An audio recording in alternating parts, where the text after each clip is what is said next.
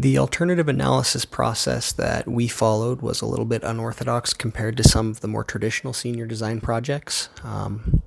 After last year's canoe broke on the way to competition, we decided in spring of 2019 to get ahead of the design and construction process for the 2020 competition, just to make sure that we had plenty of time to design and build a sturdy and functional canoe.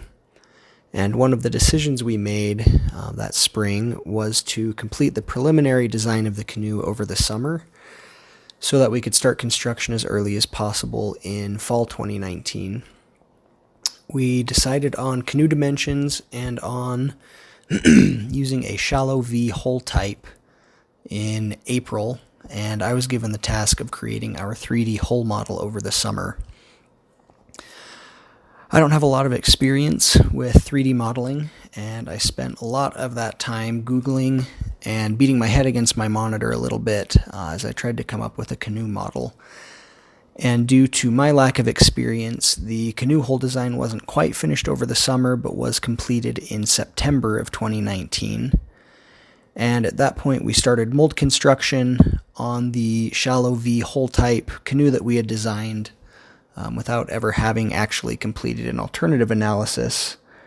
When we were assigned that in preparation for our concept report, we ended up looking in more detail into different hull types. We looked at the shallow V, we looked at a round bottom canoe, a flat bottom canoe, and a shallow arch canoe as well. We compared them based on some design criteria that we'll talk about in a little bit. Basically, we just did a complete standard alternative analysis as if we hadn't already selected an alternative. And thankfully, what we ended up finding is that the shallow V hull that we had already started building into our canoe was a viable and competitive alternative based on the design criteria and the decision matrix that we used in that process. So unlike other groups that would conduct an alternative analysis before design or construction, we ended up doing our design phase before the alternative analysis, which was a little bit unique for our process, but I think in the end it was a good idea of ours to get a jump on that, and I don't think we would have the same quality canoe that we did end up constructing if we had waited until fall before ever deciding on a design. The first step in our design was to perform a structural analysis to give the team required strengths for the mix design. The initial structural analysis was performed by simplifying the canoe to a simply supported channel beam 22 feet long, 16.5 inches wide, and 13 inches tall, with a thickness of 0.75 inches. The loading scenario analyzed was given to the team by the National Concrete Canoe Competition. This loading scenario had two 200-pound paddlers placed at 15% and 85% of the length of the canoe and had 80 pounds per foot cargo load on the center 5 feet of the canoe. Finding the maximum shear and moment, we were able to determine the required tensile strength of our concrete mix to be 134 psi for this particular scenario. Additional and more complex analyses were run using a finite element analysis software to determine the best location for both the display supports during competition and strap placement for demolding. In this model, the canoe was broken into 6-inch segments in which cross-sectional areas varied and resembled that of the actual canoe more accurately than the initial analysis. The results of these analyses gave us the proper placement of supports and straps that prevented the team from stressing the canoe more than it could structurally handle.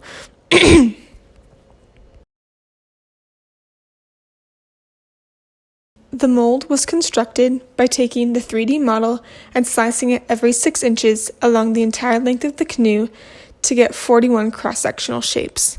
Each shape was cut out of plywood using a CNC machine. Each shape was nailed in order 6 inches apart, creating the skeleton for our mold. Once all cross-sections were in place, vinyl flooring was then cut, shaped, and nailed to the mold. This created a bowl-like form to cast our canoe in. The last step was to fill all the gaps in the flooring with caulk to prevent leakage during the casting and curing process.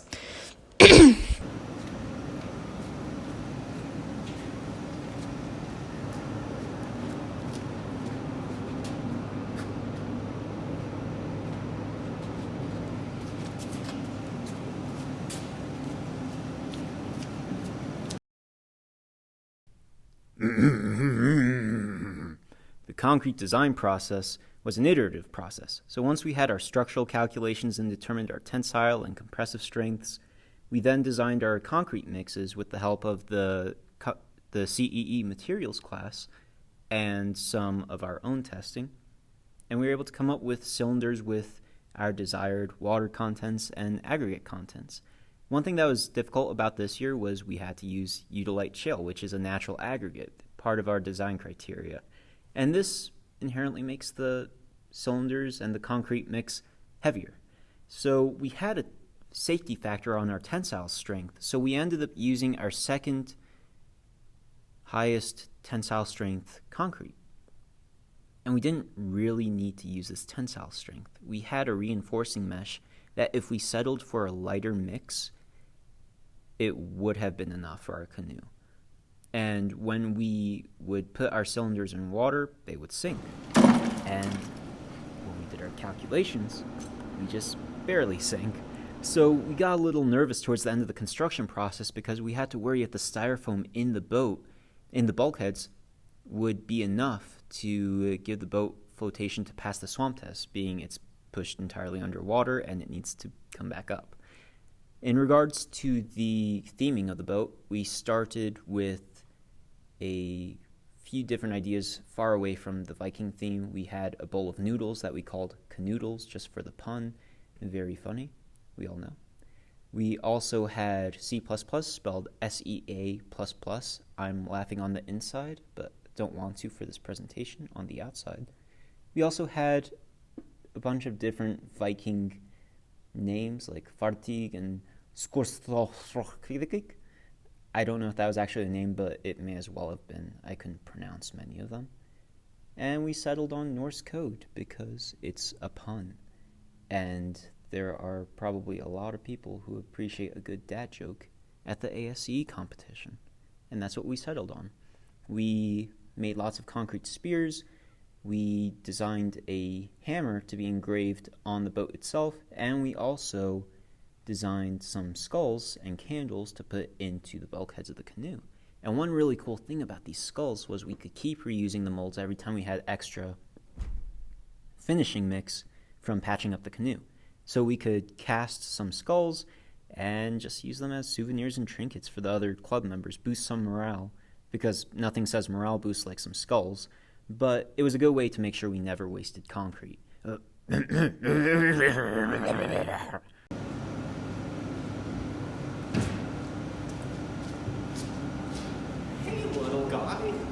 are you doing up there?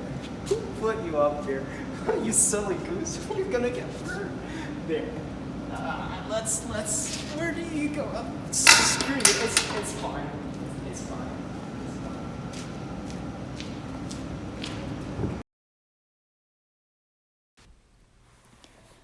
Casting is an important part of our project. Although the casting concrete canoe is planned to be one day in our schedule, in order to improve the working efficiencies of the casting day, we have prepared many work before that, such as building canoe model, prepare some materials of concrete, and the training day. Casting canoe has a lot of work, so we invited some volunteers and provided breakfast and lunch for each one on the casting day. On the casting day, there has about 13 people. The work time is about 5 hours. The club divided 4 groups to work. First group is a measuring team. The second group is a mixed team. The third group is a placement team. And the last group is a quality inspection and quality control. Measuring team weighing each material of concrete need. A mixed team puts this material into the bucket and mix by the electricity mixer. many people in the placement group. The work of this group is put the concrete from the mixed group into the canoe model to building a concrete canoe. At the same time, QRQC team will check it and ensure to the quality of work and ensure the safety. Everyone coming and leaving need leadership notification.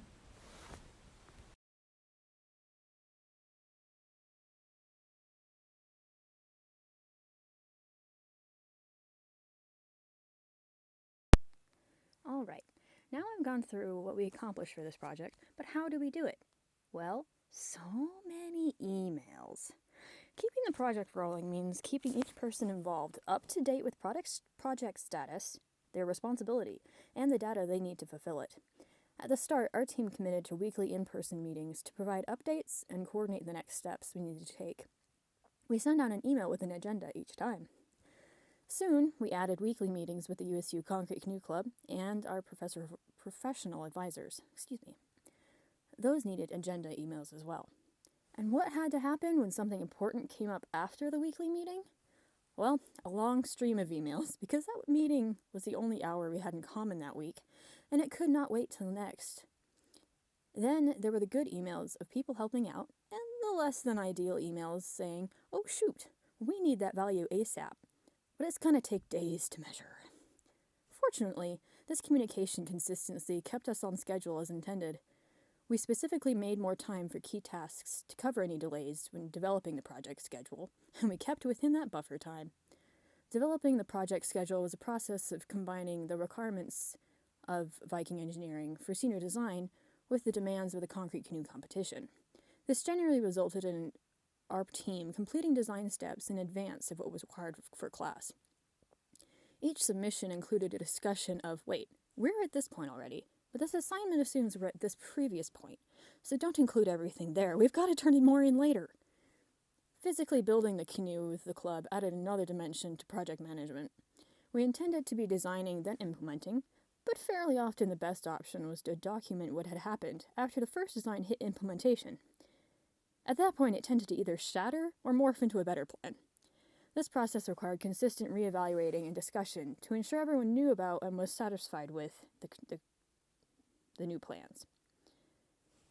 We were fortunate to have full commitment from those we worked with to complete the USU 2020 Concrete Canoe. We thank our advisors, Mitch Dabling and Dr. Andrew Sorensen, for being very communicative and helpful through the whole process. Though the 2020 USU Concrete Canoe will never be able to compete since the 2020 National Concrete Canoe Competition was canceled due to the pandemic, we hold that the work we completed made Norse Code a canoe that would have won. We are much disappointed that we are not able to prove it to everyone else.